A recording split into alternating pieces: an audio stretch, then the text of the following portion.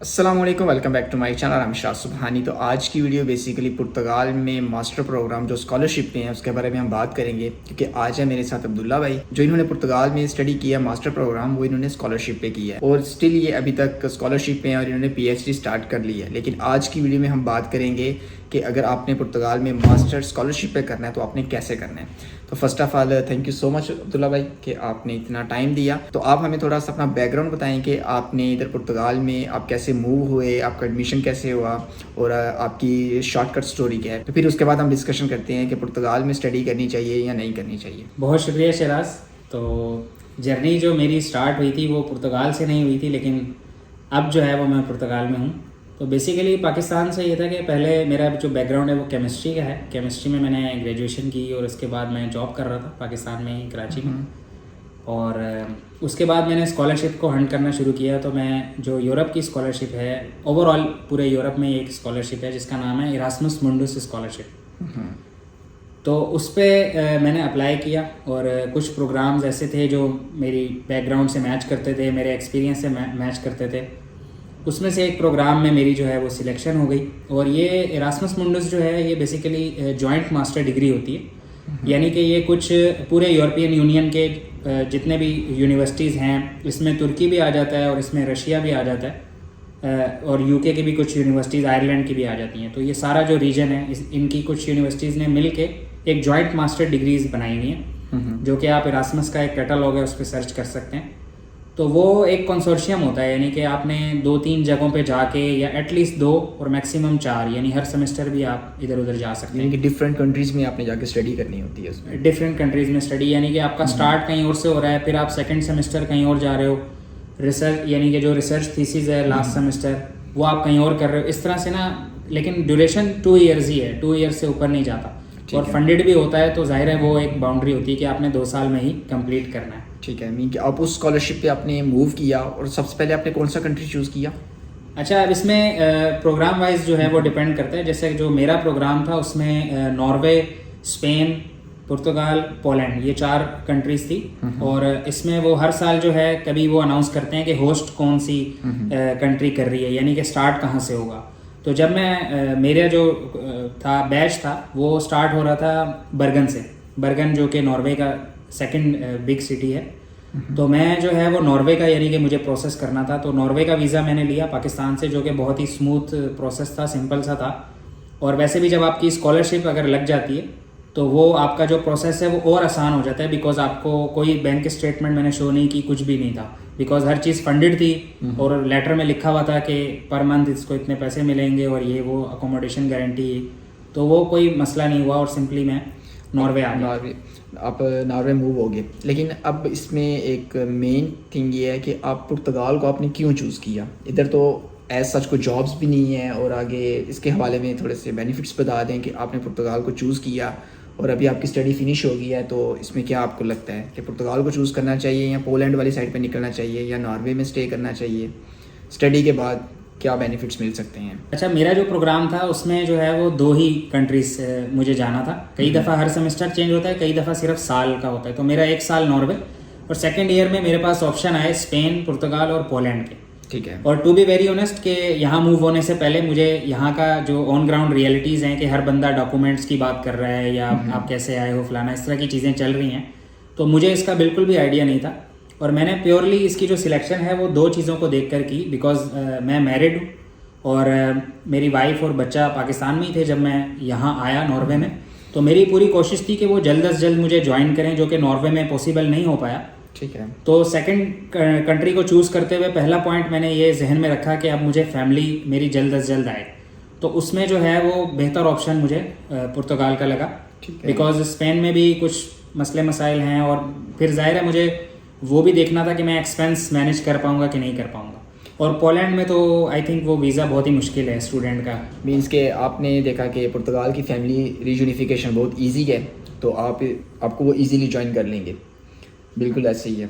और अभी आपकी स्टडी वगैरह कंप्लीट हो गई है, तो आपको क्या लगता है कि इधर स्टडी कंप्लीट करने के बाद कोई बेनिफिट्स मिलते हैं? आपको कोई एक्सटेंशन मिली है कि आप इधर स्टे कर सकें, या आपको आगे वीज़ा कन्वर्जन में या जो जो जैसे हम मास्टर करते हैं, मास्टर करने के बाद आगे एक्सटेंशन मिलती है आपको, एक साल 2 साल का वर्क परमिट मिलता है, तो इस तरह की कोई चीज़ आपको मिली है?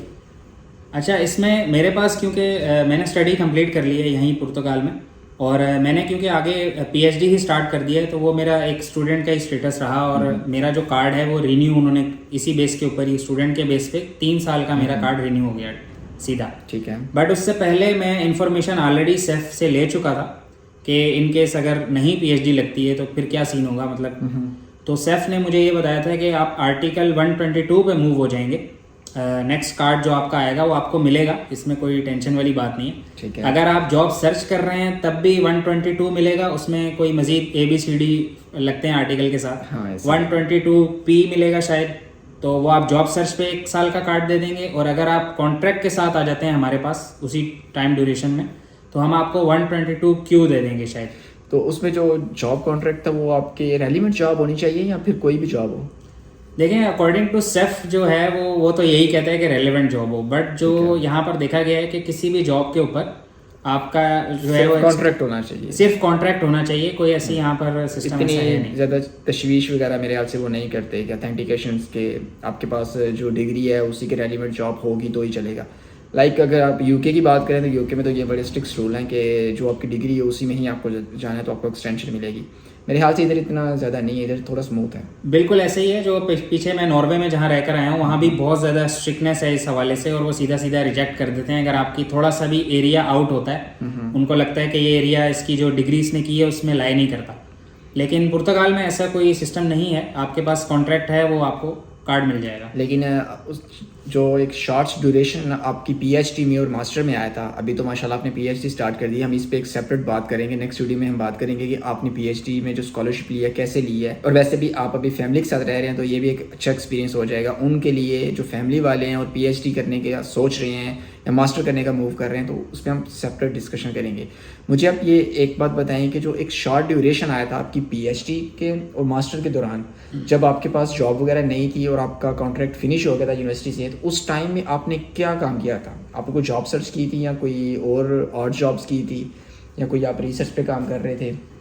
अच्छा, मेरा जो है वो तकरीबन 5 मंथ्स मैं जो है वो फ्री रहा हूँ। फ्री से मुराद है कि मतलब वो ड्यूरेशन था, मास्टर्स दिसंबर में मेरा एंड हुआ। ठीक है। और इत्तेफाक से फैमिली को इसी दौरान ही मेरा सेकंड ईयर में जो है उनका प्रोसेस चलता रहा, और जैसे ही मैंने डिफेंस अपना दिया थीसिस का, तो 15-20 दिन बाद ही फैमिली यहाँ पर आ गई। ठीक है, मीन के उस एक्सपायर होने से पहले वो फैमिली पहुँच गई, जो आपका कार्ड वगैरह एक्सपायर होना था जो? जी, कार्ड तो मेरा अभी था, मई तक था मेरी, जैसे स्टडी खत्म होने से पहले वो आ गई। बिल्कुल ऐसे ही है, जैसे ही मतलब स्टडी खत्म हुई साथ ही वो फैमिली भी मेरी यहाँ पर पहुँच गई। अब सिनेरियो ये बन गया कि फैमिली इधर आ गई है और मेरे पास भी, क्योंकि स्टडी खत्म होते ही मेरा स्टिपेंड भी उतना ही था। ठीक है। क्योंकि वो 2 साल तक होता है, तो वो लास्ट सैलरी मेरी जो है वो दिसंबर तक थी, और उसके बाद फिर जाहिर है मैंने जो थोड़ी बहुत सेविंग्स थी उसमें हमने अपना सिस्टम चलाया, और अल्हम्दुलिल्लाह हमारे 4-5 महीने निकल गए। अलबत्ता मैंने 1-2 जगह पे 1.5 महीने के लिए जॉब की। एक रेस्टोरेंट में मैंने जॉब की है एज अ किचन असिस्टेंट। तो इनकी जो ऑड्स जॉब होती हैं आपने वही जॉब स्टार्ट कर दी इधर? बिल्कुल ऐसे ही सर्च करना स्टार्ट कर दी कि कहीं किसी वजह से कॉन्ट्रैक्ट वगैरह मिल जाए तो आप अपना स्टेटस चेंज कर लें। हाँ, मैंने अप्लाई तो काफ़ी किया। मेरी कोशिश तो यही थी कि मैं जॉब यानी कि रेलेवेंट जो मैंने डिग्री की है उसी से रिलेटेड केमिस्ट्री की, इन्वायरमेंट की मुझे कोई जॉब मिल जाए, लेकिन कोई मुझे रिस्पांस नहीं आ रहा था और काफ़ी टाइम उसमें लग रहा था। तो फिर एक और जॉब स्टार्ट की, और उसके बाद फिर मेरा माइंड ये बना कि यार अगर नहीं, लैंग्वेज का क्योंकि एक बहुत बड़ा मसला है यहाँ पे, लैंग्वेज बैरियर है। फिर मेरा प्रोग्राम टोटली इंग्लिश था और इंटरेक्शन भी सारा इंग्लिश में, तो मैं नहीं सीख पाया प्रॉपर से। इन्वायरमेंट वगैरह आपको नहीं प्रोवाइड हुआ क्या? तो वो हाँ, लैंग्वेज ही नहीं प्रॉपर सीख सका। शायद ये भी रीज़न था कि जॉब नहीं लग पा रही थी। तो फिर मैं पीएचडी की तरफ मैंने अप्लाई करना स्टार्ट किया और अल्हम्दुलिल्लाह एक पोजीशन मुझे मिल गई। चले माशाल्लाह, अच्छी बात है। तो काफ़ी इन्फॉर्मेशन हमें मिली कि इस बारे में कि अगर आपने पुर्तगाल में आना है तो आप किसी तरह से भी आ जाएं और स्टडी कर रहे हैं। स्टडी करने के बाद आपके लिए काफ़ी हद तक चीज़ें, अगर आप फैमिली वाले हैं तो आसान हो सकती हैं। तो अब हम नेक्स्ट वीडियो में बात करते हैं कि ये अब पीएचडी कर रहे हैं, तो पीएचडी में अगर आपने जाना है तो क्या सीन है। तो आज की वीडियो इतनी ही है। अब्दुल्ला भाई, थैंक यू सो मच, आपने इतना टाइम दिया। और अगर इसके बारे में आपका कोई भी क्वेश्चन हो तो आप नीचे कमेंट बॉक्स में कमेंट कर सकते हैं। और अब्दुल्ला भाई का चैनल है, अगर आपने डायरेक्ट इनके साथ कांटेक्ट करना हो तो उधर मैं चैनल मेंशन कर दूंगा, ये नीचे आपको डिस्क्रिप्शन में लिंक भी मिल जाएगा। आप उधर जाके तो काफ़ी इन्फॉर्मेटिव एजुकेशन के रेलिवेंट, स्कॉलरशिप के रेलिवेंट और बाकी जो एजुकेशनल जितने भी ये कवर लेटर सीवीज़ के बारे में आपको इनको इन्फॉर्मेशन चाहिए तो वो आप इनके साथ कांटेक्ट कर सकते हैं। ये पेड सर्विसेज भी प्रोवाइड करते हैं, तो अगर आपको किसी तरह की कोई भी एजुकेशन के रेलिवेंट कोई भी इन्फॉर्मेशन चाहिए तो आप इनके साथ डायरेक्ट कांटेक्ट कर सकते हैं, क्योंकि इनके पास काफ़ी ज़्यादा इन्फॉर्मेशन है पीएचडी के बारे में, मास्टर के बारे में, एडमिशन कैसे लेना है, कौन सा कंट्री आपके लिए बेस्ट होगा, सजेशन के लिए भी आप कांटेक्ट कर सकते हैं। मज़ीद अब्दुल्ला भाई अगर आप कुछ ऐड करना चाहें तो आप कर दें, फिर उसके बाद हम आज की वीडियो का एंड करते हैं, फिर हम नेक्स्ट पीएचडी के बारे में बात करते हैं। अच्छा, इसमें लास्ट में मैं यही चीज़ पुर्तगाल के हवाले से ही एक है कि मतलब स्टडी में अगर आप आते हैं तो मेरा ख्याल है फैमिली रीयूनियन का जो प्रोसेस है वो सबसे आसान मुझे यहीं का लगा है। और उसमें सबसे बड़ी बात है कि मतलब अक्सर जगहों पे फैमिली रीयूनियन होता है बट वो जॉब वाले के लिए आसान होता है। बाकी कंट्रीज़ में अगर आप देखें तो जॉब वाला बंदा ही बुला सकता है ईजीली, लेकिन यहाँ पर मैंने ये देखा है कि स्टूडेंट भी, सिर्फ मैं ही नहीं, बहुत सारे स्टूडेंट ऐसे हैं, चाहे वो मास्टर्स कर रहे हैं चाहे पीएचडी कर रहे हैं, उनका फैमिली रीयूनियन आराम से अप्रूव हो जाता है और वो सारे रीज्वाइन हो जाते हैं, तो ये एक बेस्ट ऑप्शन है। चलें सही है, thank you so much Abdullah भाई, मिलते हैं नेक्स्ट वीडियो में। Thank you so much guys, मिलते हैं नेक्स्ट वीडियो में, तब तक के लिए इजाज़त दीजिए, अल्लाह हाफिज़, बाय।